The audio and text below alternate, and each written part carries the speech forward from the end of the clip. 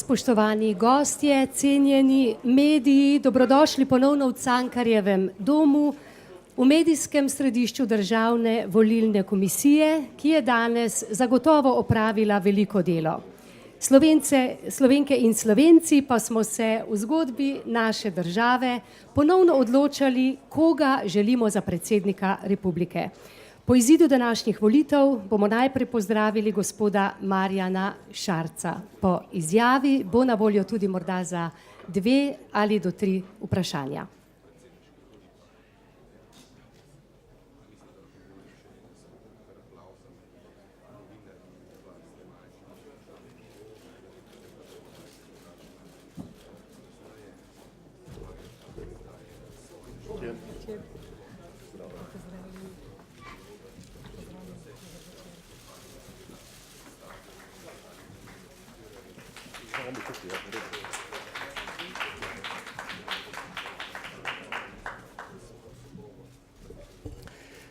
Lep dober večer vsem skupaj, prisrčno pozdravljeni.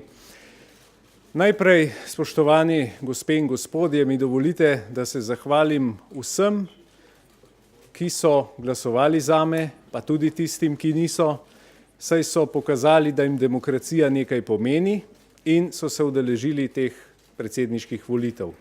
Hvala res vsem, ki ste se udeležili volitev, kajti to je zelo pomembno in te navade ni dobro opuščati. Potem se zahvaljujem seveda svoji ekipi, ki stoji tukaj za menoj, ki mi je ves čas stala ob strani, odkar sem 31. maja najavil kandidaturo, pa do danes. Nadalje se tudi zahvaljujem svoji družini, ki me je ves ta čas prenašala in bila z menoj v dobrem in slabem. In nenazadnje mi dovolite, da iskreno čestitam zmagovalcu, predsedniku republike Borutu Pahorju. Zahvaljujem se mu tudi za to tekmo, ki je bila zame zelo zanimiva, na trenutke razburljiva in sem izredno ponosen, da sem lahko z njim tekmoval tudi v drugem krogu. Zelo sem zadovoljen s tem rezultatom, ki smo ga dosegli, kajti to nakazuje, da si veliko ljudi želi spremembo.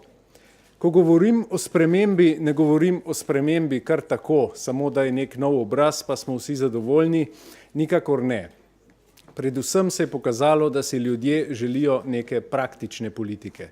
Politika, ki izhaja iz prakse, ki razume potrebe ljudi, ki razume probleme ljudi in ki tudi te probleme rešuje.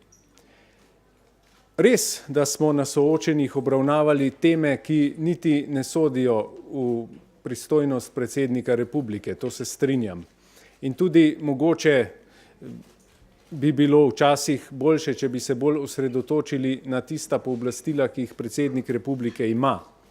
Kajti predsednik republike neposredno zagotovo ne more reševati gospodarskih problemov, ne more reševati zdravstva, ne more reševati tudi drugih vprašanj pokojninske reforme, pa še česa, kar smo se v tej kampanji dotaknili. Je pa prav, da ima mnenje o vsem tem in da se takrat oglasi, ko čuti, da stvari ne gredo v pravo smer. Spoštovane gospe, spoštovani gospodje, resnično sem vesel, da so ljudje namenili glas spremembi, da so namenili glas človeku, ki ne izhaja iz visoke državne politike, ampak od spodaj, se pravi iz praktične politike. Hvala vsem županom, ki so me v tej tekmi tudi podprli. Tudi njihov glas se je v tej kampanji slišal, kajti želel sem predstaviti tudi probleme, ki jih imamo občine v svojem delovanju, zaradi načina financiranja, zaradi dojemanja včasih državne politike, ki je včasih nekoliko odlepljena od tal in se ukvarja z nekaterimi problemi, ki se ji pač zdijo pomembnejše, ampak ljudem na terenu se zdijo pomembni in najbolj pomembni njihovi problemi in zato je politika tudi tukaj, zato da jih rešuje. Zato sem vesel, da sem lahko v tej kampanji to tudi predstavil in da sem prepričal toliko ljudi.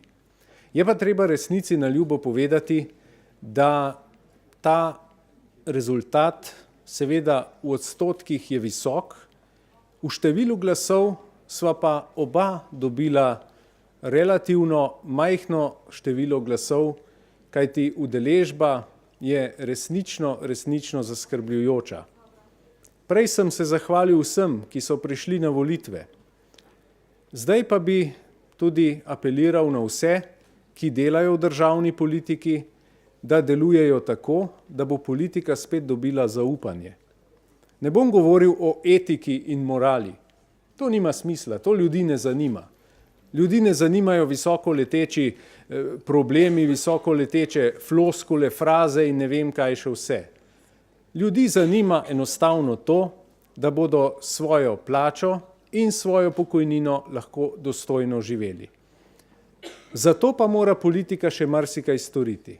Sam sem v tej kampanji že nakazal, kam bi morala iti slovenska politika in kje bi morala doseči konsens.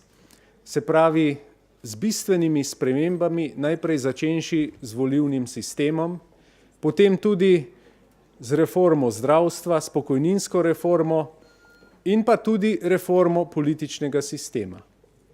O tem se bo treba začeti pogovarjati, pa ne samo pogovarjati, to bo treba začeti tudi udejanjiti.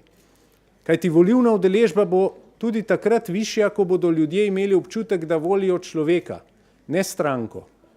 In zato bi bilo nujno spremeniti volilni sistem v to smer, da bi bila možnost tudi preferenčnega glasu. O vsem tem sem v tej kampanji govoril. Vem, da je to nekatere tudi motilo, da to ni pristojnost predsednika republike in so mi očitali neznanje. Vendar ne gre za neznanje. Gre samo za tisto, kar vse državljanke in državljani v tej Sloveniji mislijo. Jaz sem to samo na glas povedal.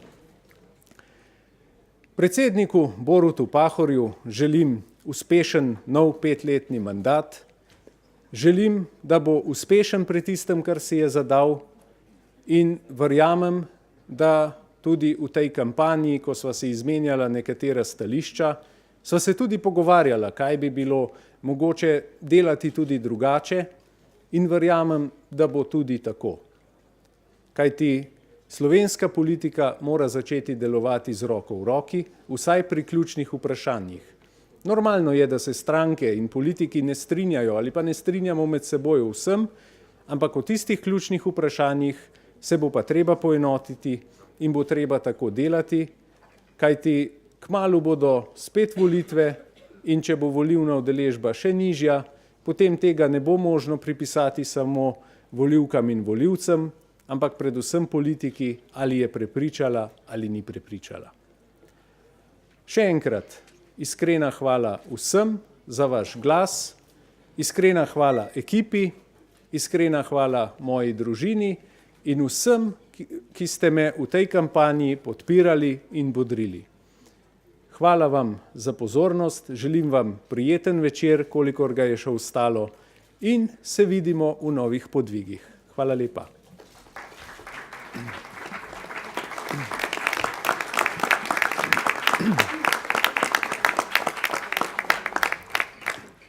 Hvala lepa. Je morda kakšno vprašanje? Dober večer, Gašper Lubej, pozdravljeni. Spet vi. Spet jaz, ja. Pravkar ste se prelevili iz predsedniškega kandidata, govor je bil zelo podoben kandidatu za premierja. Jutri zjutraj ob 7 začnete v kabinetu župana nadaljevati z delom. Ali bodo prvi pogovori o nastopu na parlamentarnih volitvah potekali in če ne, kdaj bomo lahko izvedeli definitivno, kako je z vašo kariero, morebitno kariero na državnem nivoju? Hvala lepa. Zjutraj ob 7 bom težko koga dobil na pogovor, ker je bolj malo takih ljudi, ki so tako zgodaj na voljo za politične pogovore. Drugače pa boste o vsem obveščeni, boste glede na to, da ste novinar, boste tudi že sami izbrskali verjetno vse podrobnosti. Novi podvigi verjetno to pomenijo, ne? Novi podvigi verjetno pomenijo to, ali ne? Ja, no, verjetno, glede na to, da smo v tej kampanji tudi odprli veliko problemov in da nisem človek, ki bi stal križem rok in samo kritiziral doma in se pritoževal in jamral, ampak sem človek dejanj, sem človek prakse, ne teorije, potem je mogoče tudi kaj pričakovati, kaj pa vem.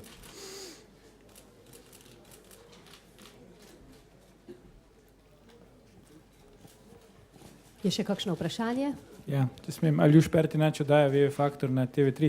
Čestitke, gospod Šarec, za zelo dober rezultat, čeprav niste bili izvoljeni v drugem krogu predsedniških volitev. Tole sem vas hotel vprašati, prej ste omenili, da se zavzemate za uvedbo preferenčnega glasu.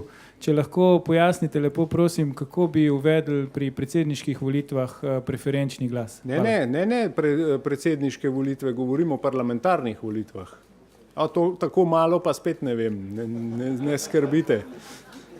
Toliko že poznam.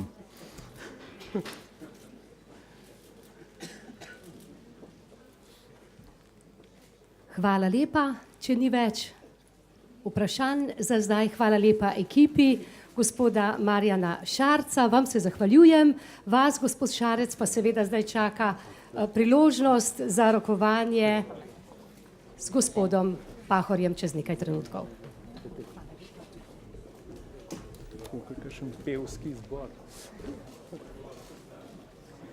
Kot rečeno, se nam bo čez nekaj trenutkov pridružil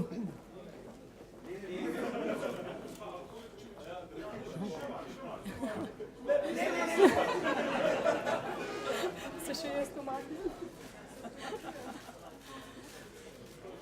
Malo heca mora biti.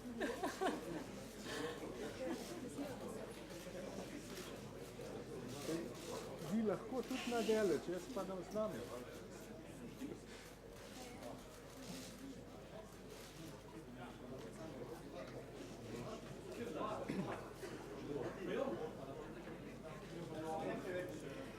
Spoštovani, v dvorano prihaja novoizvoljeni predsednik Republike Slovenije, gospod Borut Pahor.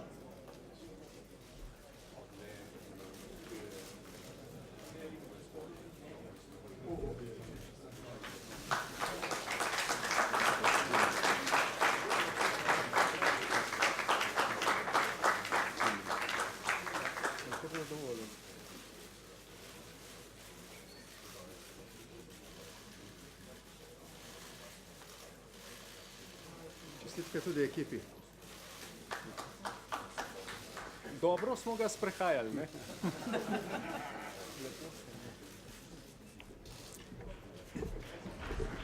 Hvala lepa. Čez nekaj trenutkov pa seveda tudi izjava.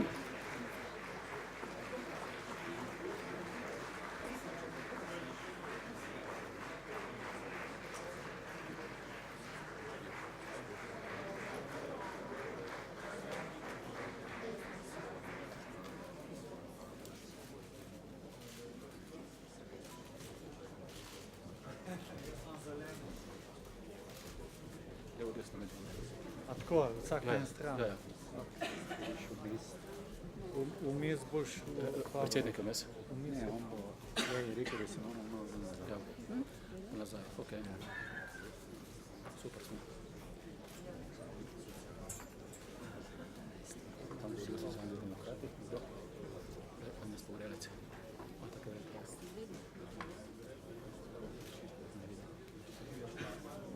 Da se tako pogledaš, on tako čakavati.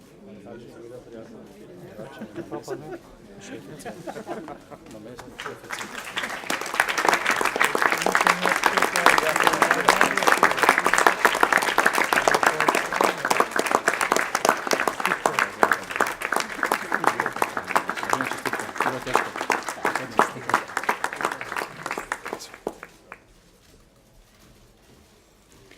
Spoštovane državljanke in državljani, Slovenke in Slovenci, doma in vse povsod po svetu. Sprejmite, prosim, izraze moje velike hvaležnosti za podporo na letošnjih predsedniških volitvah in nov mandat predsednika Republike. Dovolite mi, da uvodoma izrečem nekaj čestitk in zahval. Najprej bi se želel obrniti k kamniškemu županu, kandidatu, ki se je suvereno vrstil v drugi krog in zelo suvereno zastopal njegovo politiko, v katero srčno verjame, gospodu Marjanu Šarcu in njegovi ekipi. Čestitke.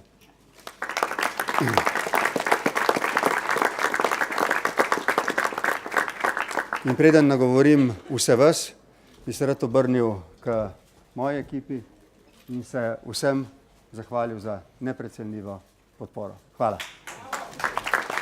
Hvala lepa.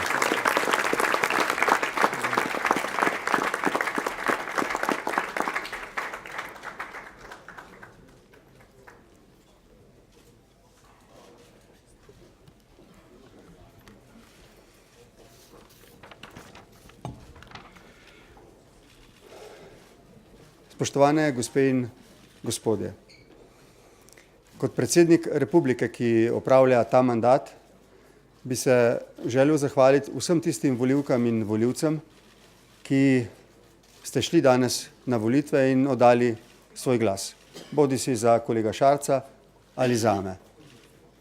Hvaležen sem, da ste se tudi v drugem krogu, morda celo nad pričakovanji, množično udeležili tega izrekanja podpore. Mislim, da je bila volilna udeležba v drugem krogu višja od pričakovanj, kar se mi zdi, je znak enega upanja, da se počasi, a zanesljivo neko zaupanje v pomen vaše izbire povečuje in da vam ni vseeno, kdo in koga se izbere na volitvah. Rad bi se seveda zahvalil vsem tistim, ki so in ste glasovali zame.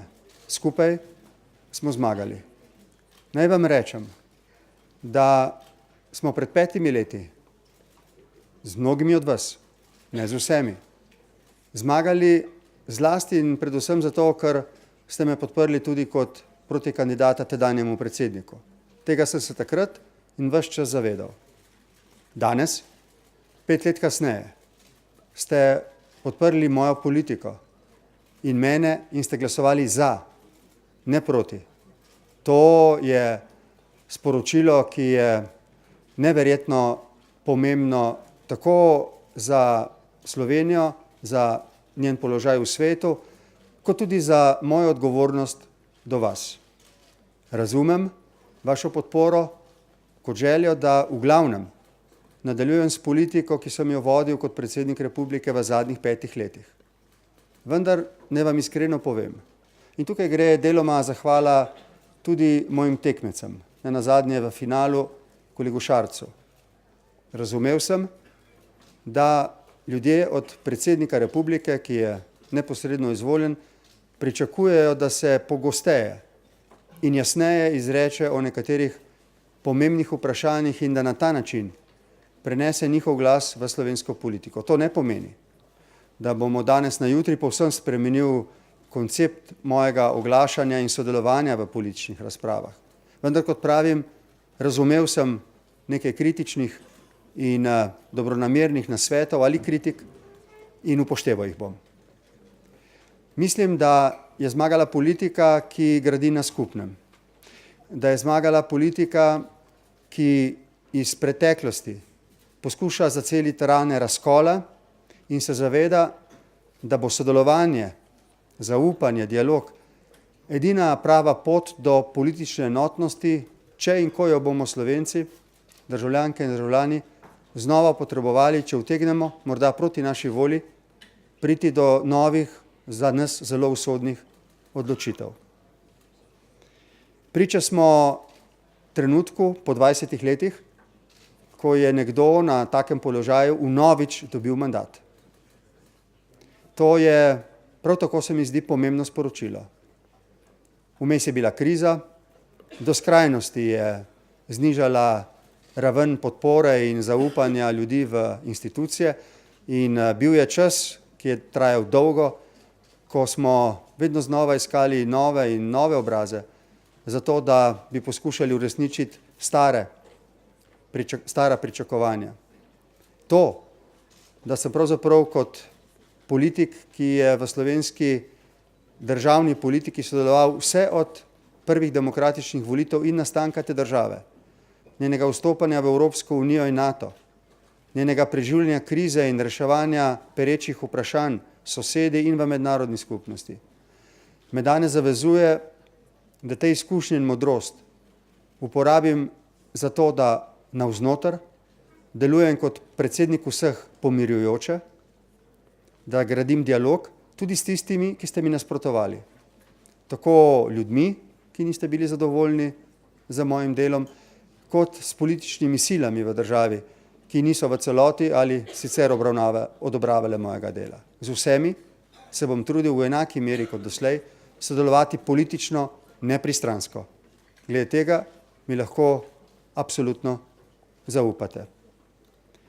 Mislim, da je ena redkih priložnosti, ko lahko Slovenija s tem, ko je nekomu znova zaupala mandat v tej nepredvidljivi mednarodni situaciji, ko se ne samo pri nas, ampak na vsej stari celini, v svetu, tako rekoč zapored vrstijo zamenjave ljudi na vodilnih položajih in so se tudi pri nas.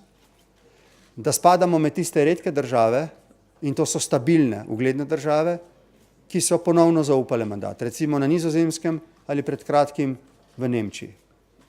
Tudi to štejem kot sporočilo, ki ga moram dobro razumeti, da ste razumeli, da s svojimi izkušnjami in ugledom v mednarodni skupnosti ne smemo ne jaz, ne vi zaspati, ampak ga graditi skupaj naprej. Prihodnje leto bodo parlamentarne in lokalne volitve in kmalu zatem evropske.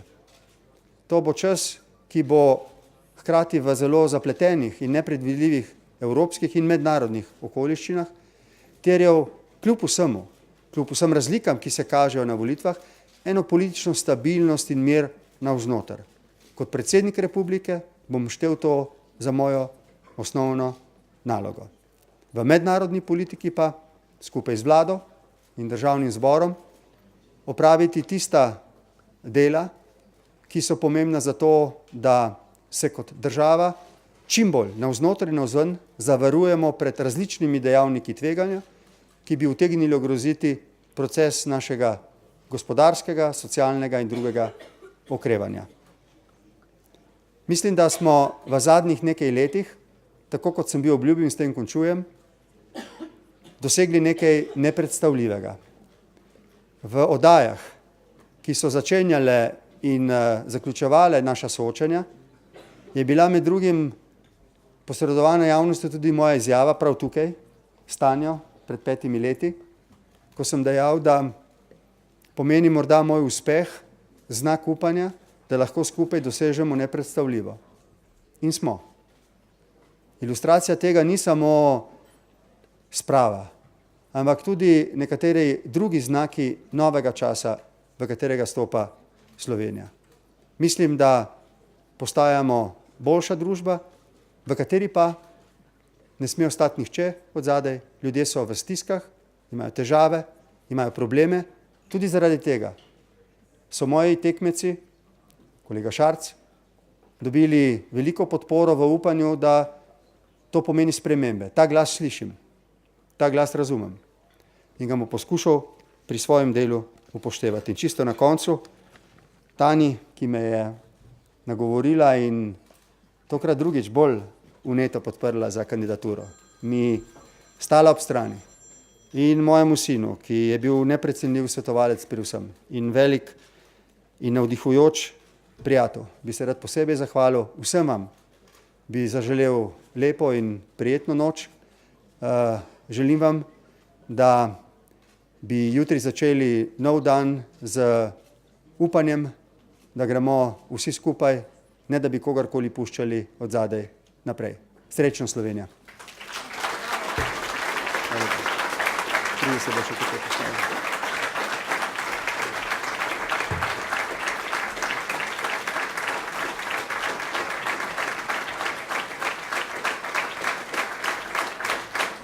Hvala lepa. Spoštovani gospod predsednik, ste pripravljeni morda še na kakšno vprašanje? Izvolite. Seveda. Prosim. Spoštovani gospod predsednik, čestitke za izvolitev, Gašper Lubej. Volilna udeležba je po skoraj vseh preštetih glasovih malo manj kot 42%, to je manj kot na prejšnjih volitvah v drugem krogu. Vi boste izvoljeni z nekaj več kot 20% glasov vseh volilnih udeležencev, se pravi, da veliko ljudi je ostalo doma. To je dejanski problem, kako komentirate? Prav gotovo in vsi, ki kakorkoli sodelujemo v politiki, nosimo odgovornost za to. Moramo storiti več za to, da bi bilo v politiko več zaupanja. Da ga ni, kaže tudi volilna abstinenca. Ta popravek zaupanja se ne bo zgodil čez noč. Vendar pa ne rečem, glede volilne udeležbe v drugem krogu, da je bržkone, ne vse, pa vendarle mislim, da mnogo koga, tudi mene, prijetno presenetila zato, ker ni bila bistveno manjša kot v prvem krogu. Poglejmo na prihodnost zaupanja ljudi v institucije z nekim upanjem, predvsem pa seveda odgovornostjo, da njihov glas nekaj šteje. Jaz sem danes, kar ni običajno, dejal, da kot nekdo, ki mi je bil vnovič zaupan mandat, nisem preslišal glasov tistih, ki mi niso zaupali. Tudi njihov predsednik bom, razumem, kaj pričakujejo, trudil se bom izpolniti pričakovanja tistih, ki so mi in tistih, ki mi niso zaupali. Prosim. Kristina Pešić, Hrvatska televizija. Da. U kampanji je vaš protukandidat rekao da bi kao predsjednik u prvi službeni posjet otišao u Zagreb, vi ste rekli da biste u Brisel. Prvo, jeste li se predomislili kada je to u pitanju? I drugo, kao premijer ste bili protiv prodaje Mercatora. Smatrate li danas da Slovenija treba ponovno kupiti Mercator? Hvala. Malo prej sem govoril po telefonu z vašo predsednico. Ali se bova srečala v kratkem, se nisva dogovorila, to bosta storila najina svetovalca prav kmalu in če se bova srečala še v času mandata, ki ga sedaj opravljam. Če bova ocenila, da to karkoli in kakorkoli koristi reševanju zahtevnih odnosov ta hip med Slovenijo in Hrvaško, bova verjetno to storila, kot sva skoraj 30krat doslej. Drugo vprašanje zadeva prodajo Mercatorja. Upam, da bo tudi hrvaška vlada, seveda si ne bi z ničemer drznil posegati v njihove odločitve, uspela problem Agrokorja sanirati tako, da v ničemer Mercator, ki je v tem koncernu, ne bo ogrožen. Če me sprašujete, ali naj slovenska država poseže z nakupom in pričakujete moj zelo odkrit odgovor, bi dejal, da ne. Mislim, da je prav, da to storijo tisti strateški lastniki, ki so sposobni učinkovitega korporativnega upravljanja. Zaenkrat se slovenska država pri tem žal ni izkazala in bi to predstavljalo tvegan nakup. Tvegan odločitev. Drugače pa Mercator solidna firma in upam, da bo uspešno poslovala tudi naprej zaradi delavcev, ki so zaposleni v njej, zaradi vseh, ki so v živilsko-predelovalni industriji, v Sloveniji in drugje. Prosim. Spoštovani gospod predsednik, najprej iskrene čestitke. Matjaž Rustja, deželni sedež Raj iz Trsta. Prosim vas za besedo, za misel, za Slovence v zamejstvu. Tudi naš predsednik ste. Da. Rad bi nagovoril morda ob tem, zlasti Slovenke in Slovence, ki živijo onstran meje in vse povsod po svetu. Veste, da sem z vami posebej iskreno in rad sodeloval in tako bom sodeloval tudi v prihodnje. Tudi z oblastmi drugih držav, v tem primeru predsednice v deželi Furlanijski krajini, kot na Koroškem, v državah po svetu, kjer živijo Slovenci, se bom trudil biti dober sogovornik, zahteven v smislu pričakovanja izpolnitve pričakovanj naše narodne skupnosti. In rad bi vam povedal eno stvar.